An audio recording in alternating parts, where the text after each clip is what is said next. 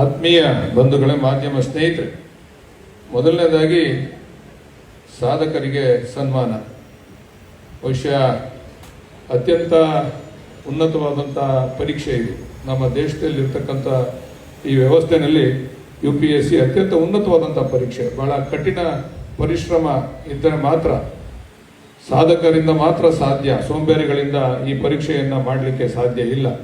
ಈ ಒಂದು ಸಾಧನೆಯನ್ನು ಗೈದಿರ್ತಕ್ಕಂಥ ನಮ್ಮ ಸಮಾಜದ ಯುವಕರುಗಳಾದಂಥ ಸನ್ಮಾನ್ಯ ಕಿರಣ್ ಕಮಟೇರವರೇ, ಮಧು ಏರವರೇ, ಡಾಕ್ಟರ್ ವರುಣ್ ಪಿ ಗೌಡರವರೇ, ಧನಂಜಯ ಆರ್ ರವರೇ, ಉಲ್ಲಾಸ್ MS ರವರೇ, ಡಾಕ್ಟರ್ ಮುತ್ತೇಶ್ ಗೌಡರವರೇ, ಸಾಗರ್ ರವರೇ, ಅನೂಪ್ ರೆಡ್ಡಿ ರವರೇ, ದೀಕ್ಷಿತ್ ಎನ್ ರವರೇ, ಅನುಷಾ ಶ್ರೀನಿವಾಸ್ ರವರೇ, ಮನೋಜ್ HP ರವರೇ, ಇವರೆಲ್ಲರಿಗೂ ಕೂಡ ನಾನು ನನ್ನ ಸಮಾಜದ ಪರವಾಗಿ, ಈ ವೇದಿಕೆಯ ಪರವಾಗಿ ತಮ್ಮೆಲ್ಲರಿಗೂ ಕೂಡ ನಾನು ಅಭಿನಂದನೆಯನ್ನು ಸಲ್ಲಿಸಲಿಕ್ಕೆ ಇಚ್ಛೆ ಪಡ್ತೇನೆ.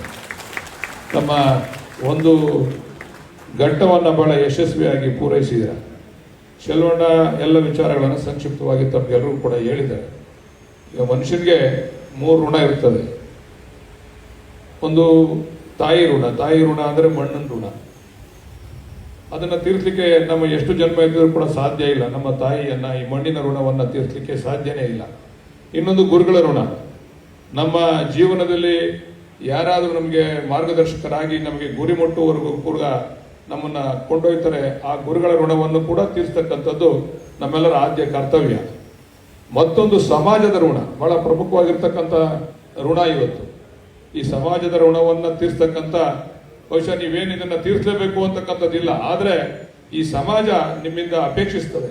ಈ ಒಂದು ಋಣವನ್ನು ನೀವು ತೀರಿಸಬೇಕು ಅಂತಕ್ಕಂಥದ್ದನ್ನ ಈ ಸಮಾಜ ಅಪೇಕ್ಷಿಸ್ತದೆ. ಯಾಕಂದ್ರೆ ನಾವೀಗ ನಾಡಗೀತೆಯನ್ನ ಕೇಳಿದ್ವು. ನಾವು ನಾಡಗೀತೆ ಬರೆದಂಥವ್ರು ಯಾರು? ಕುವೆಂಪುರವರು. ಆ ನಾಡಗೀತೆ ನಾಡಿಗೆ ಕೊಟ್ಟಂತ ಗೀತೆ, ಅದು ಸಮಾಜಕ್ಕೆ ಕೊಟ್ಟಂತ ಗೀತೆ ಅಲ್ಲ. ಆದ್ರೆ ಈ ನಾಡಗೀತೆ ಎಲ್ಲೋ ಒಂದ್ ಕಡೆ ನಾವು ಆಡ್ತಕ್ಕಂಥ ಸಂದರ್ಭದಲ್ಲಿ ನಮ್ಗೆ ಹೆಮ್ಮೆ, ನಮ್ಗೇನ್ ಹೆಮ್ಮೆ ಆಗ್ತದೆ, ಕುವೆಂಪು ಕೊಟ್ಟಂತ ಕೊಡುಗೆ. ನಮ್ಮ ಕುವೆಂಪು ಅವರು ಯಾರು? ನಮ್ಮವರು ಅಂತಕ್ಕಂಥ ಭಾವನೆ ನಮಗೆ ಗೊತ್ತಿಲ್ಲದೇ ಆ ಕುವೆಂಪು ಅವರ ಪಾದಗಳಿಗೆ ನಮ್ಮ ನಮಸ್ಕಾರಗಳನ್ನ ಅರ್ಪಿಸ್ತೀವಿ. ಈ ಸಮಾಜದಿಂದ ಬಂದಿರತಕ್ಕಂಥ ಒಬ್ಬ ಅದ್ಯತೆಯ ಕವಿ ಈ ಒಂದು ನಾಡಗೀತೆಯನ್ನ ಕೊಟ್ಟು, ಇವತ್ತು ನಾಡಗೀತೆ ಅಂತಂದ್ರೆ ಈ ನಾಡಿನಲ್ಲಿ ಎಲ್ಲ ಕಾರ್ಯಕ್ರಮದಲ್ಲೂ ಕೂಡ ಆಡ್ತಕ್ಕಂಥದ್ದು. ಪ್ರಮುಖವಾಗಿ ಮೊನ್ನೆ ನಡೆದಂತ ನಮ್ಮ ಪದಗ್ರಹಣ, ಮುಖ್ಯಮಂತ್ರಿಗಳ ಪದಗ್ರಹಣ ಕಾರ್ಯಕ್ರಮದಲ್ಲೂ ಕೂಡ ನಾಡಗೀತೆಯನ್ನ ಆಡದಂಥದ್ದು.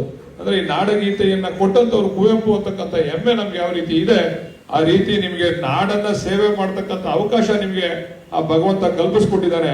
ಈ ನಾಡಿಗೆ ನೀವು ಉತ್ತಮವಾದಂತ ಸೇವೆ ಸಲ್ಲಿಸಿದಂತ ಸಂದರ್ಭದಲ್ಲಿ ನಮ್ಗೆ ಹೆಮ್ಮೆ ಆಗ್ತದೆ. ನಮ್ಮ ಸಮಾಜದ ಯುವಕರು, ನಮ್ಮ ಸಮಾಜದ ಮಕ್ಕಳು ಈ ನಾಡಲ್ಲಿ ಗೌರವ ಬರ್ತಕ್ಕಂಥ ರೀತಿಯಲ್ಲಿ ಕೆಲಸ ಮಾಡ್ತಾ ಇದ್ದಾರೆ ಅಂತಕ್ಕಂಥ ಮಾತನ್ನ ಅದನ್ನ ನಾವು ಸ್ಮರಿಸ್ಕೊಳ್ತೀವಿ. ಆ ರೀತಿ ತಾವೆಲ್ಲರೂ ಕೂಡ ಕೆಲಸ ಮಾಡ್ಲಿ ಅಂತಕ್ಕಂಥದನ್ನ ಈ ಸಂದರ್ಭದಲ್ಲಿ ನಾನು ಆಶಿಸ್ತಾ, ಬಹುಶಃ ನನಗಾಗ್ಲೇ ಪರಮ ಪೂಜ್ಯರು ಹೇಳಿದ್ರು 5 ನಿಮಿಷದ ಮೇಲೆ ಮಾತಾಡಬೇಡಿ ನೀವು ಅಂತ, ಬಹಳ ಬೇಗ ಮುಗಿಸ್ಬೇಕು ಅಂತ ಹೇಳಿ. ನಮಗೂ ಕೂಡ ನಮ್ಮ ಶ್ರೀಕಂಠಯ್ಯನವರು ಬಹುಶಃ ಕೊಂಡಿಯಾಗಿ ಈ ಸಮಾಜದಲ್ಲಿ ಅಧಿಕಾರಿಗಳಿಗೆ ಮತ್ತೆ ನಮಗೆ ಶಾಸಕರುಗಳಿಗೆ ಕೊಂಡಿಯಾಗಿ ಕಾರ್ಯನಿರ್ವಹಣೆ ಮಾಡ್ತಾ ಇದ್ದಾರೆ. ಎಲ್ಲೆಲ್ಲಿ ನಮ್ಮ ಸಮಾಜಕ್ಕೆ ಸರ್ಕಾರದಿಂದ ಅನ್ಯಾಯ ಆಗ್ತಾ ಇದೆ, ಆ ಸಂದರ್ಭದಲ್ಲಿ ನಮ್ಮನ್ನೇ ಹೆಚ್ಚಿಸ್ತಕ್ಕಂಥ ಕೆಲಸವನ್ನ ನಮ್ಮ ಶ್ರೀಕಂಠಯ್ಯನವರು ಪ್ರತಿ ಹಂತದಲ್ಲೂ ಕೂಡ ಮಾಡ್ಕೊಂಡು ಬಂದಿದ್ದಾರೆ. ಅದರಿಂದ ಅವ್ರಿಗೆ ವಿಶೇಷವಾಗಿ ನಾವು ಅಭಿನಂದನೆಯನ್ನ ಸಲ್ಲಿಸಬೇಕು. ಸ್ವಾಮೀಜಿ ಹತ್ರ ಹೋಗಿ ಫೋನ್ ಮಾಡಿಸಿ ನಮ್ಮನ್ನ ಬಯಸೋದ್ರಿಂದ ಹಿಡಿದು, ನೀವು ಸರಿಯಾದ ಸಮಾಜದ ಕೆಲಸ ಮಾಡ್ತಾ ಇಲ್ಲ ಅಂತ ನಮಗೆ ಚಾಟಿ ಬೀಸೋದ್ರಿಂದ ಹಿಡಿದು ಎಲ್ಲ ಈ ಸಮಾಜದ ಕೆಲಸವನ್ನ ಸುಸೂತ್ರವಾಗಿ ತೆಗೆದುಕೊಂಡು ಹೋಗ್ತಕ್ಕಂಥ ಕೆಲಸವನ್ನ ಮಾಡ್ತಾ ಇದ್ದಾರೆ. ಇದೊಂದು ಅಭಿನಂದನಾರ್ಹ ಕಾರ್ಯಕ್ರಮ. ಇದು ಪರಸ್ಪರ ಮುಂದೆ ಬರ್ತಕ್ಕಂಥವ್ರಿಗೂ ಕೂಡ ಇದರ ಪರಿಚಯ ಆಗ್ಬೇಕು, ಇದರಿಂದ ಅನುಕೂಲ ಆಗ್ಬೇಕು ಅಂತಕ್ಕಂಥ ದಿಕ್ಕಿನಲ್ಲಿ ಈ ಚುಂಚುಶ್ರೀ ಬಳಗದ ವತಿಯಿಂದ ಬಹಳ ಉತ್ತಮವಾದಂತಹ ಕಾರ್ಯಕ್ರಮವನ್ನ ಮಾಡ್ತಾ ಇದ್ದಾರೆ. ಅವ್ರಿಗೂ ಕೂಡ ನಾನು ಅಭಿನಂದನೆಯನ್ನ ಸಲ್ಲಿಸಿ, ಇವತ್ತು ಪರಮ ಪೂಜ್ಯರಾದಂತ ನಮ್ಮ ಬಾಲಗಂಗಾಧರ ಸ್ವಾಮೀಜಿ ಅವರು ಬಿಟ್ಟು ಹೋದಂತ ದಾರಿಯಲ್ಲಿ ನಮ್ಮೆಲ್ಲ ವೇದಿಕೆ ಮೇಲಿರ್ತಕ್ಕಂಥ ಪೂಜ್ಯರು ಕೂಡ ನಮ್ಮನ್ನ ತಿದ್ದಿ ಬುದ್ಧಿ ಹೇಳಿ ನಮ್ಮನ್ನ ಈ ಸಮಾಜದ ಕೆಲಸವನ್ನ ಮಾಡ್ಲಿಕ್ಕೆ ನಮ್ಗೆ ಆಶೀರ್ವಾದವನ್ನ ಮಾಡ್ತಿರ್ತಕ್ಕಂಥ ಎಲ್ಲ ಪರಮ ಪೂಜ್ಯರಿಗೆ, ಗಣ್ಯರಿಗೆ ವಂದಿಸಿ ನನ್ನ ಮಾತನ್ನು ಮುಗಿಸ್ತೀನಿ. ನಮಸ್ಕಾರ.